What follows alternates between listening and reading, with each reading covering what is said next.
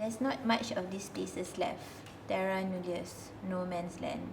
It seems all the land in the world has been marked by man. I try to imagine a land unmarked, but nothing comes to mind anymore.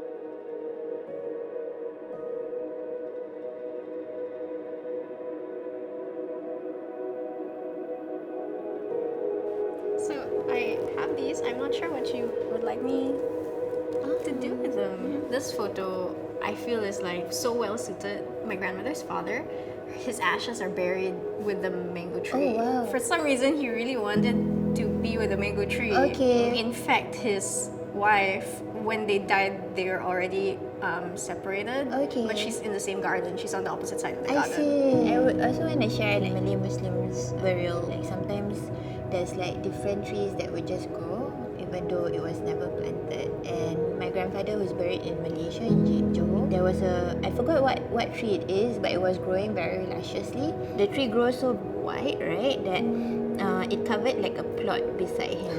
And so when my grandmother passed, everywhere was actually full, but the space next to my grandfather was still empty. So they managed to bury her there. So our theory is always that he grew this tree to protect this space, for her, yeah.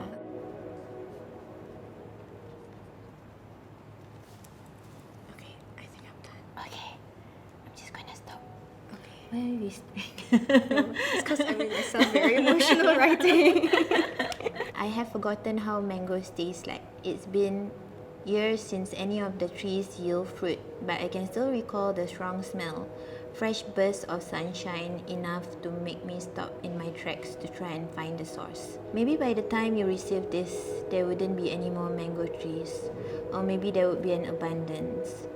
We never know these things, do we? The only residue left of family is in the land that carry... So my great grandfather, the one who's with the mango tree, his name is Nilo. So, dear Lola Nilo, a few thousand kilometers away, you are under a mango tree, but also right now in a room at a studio in Singapore. Did you ever imagine your name would be said aloud here, so far in the future, and so far from where you lived? Your roots are spreading so widely. You never met me, but I always think about your mango tree. Oh, so beautiful. Yeah. Thank you so much for writing this. I really appreciate it. Yeah. How did you feel about it? Like, was it something that was naturally coming out? At the start, I thought I would be writing more about my grandmother. So it kind of took me by surprise that I wanted to focus more on the tree. Yeah, But I think when I was telling you about it, that's what kind of drew me more. Yeah. Have you ever heard anyone saying like, "Oh, I don't understand like your work"? Like, how do you deal with it? It's never like straight up, I don't understand, but it's more like, were you trying to say this? So whenever I make work, I always feel like I consciously tell myself, don't make it so defined. Was there ever a point where you felt like it's not sustainable to practice art in Singapore? Always. Yeah. It's always at the back of my head. Yeah, especially because I have a family. Like, the reality is that I will always need something else to help me sustain it. So either I do like sideline jobs, or I take on like projects that are not related at all to my work.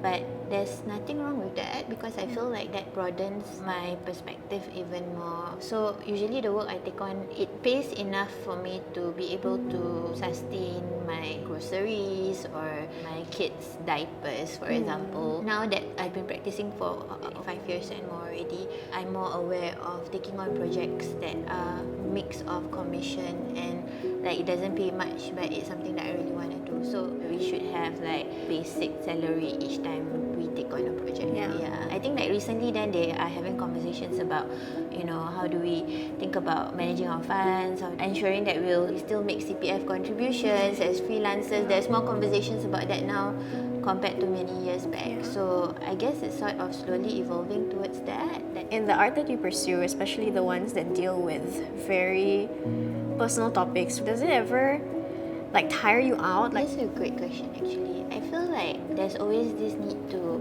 set the intention. The intention has to be very clear. It drives you to move forward and process it in a way whereby it doesn't damage you or make you feel like, oh, this is so hopeless, you know. One of the things that I've been pursuing is this trying to understand what urbanization and removal of places and spaces has done to us, and it was quite depressing. I try to make it as constructive and as transformative for the people that I involve and also for myself.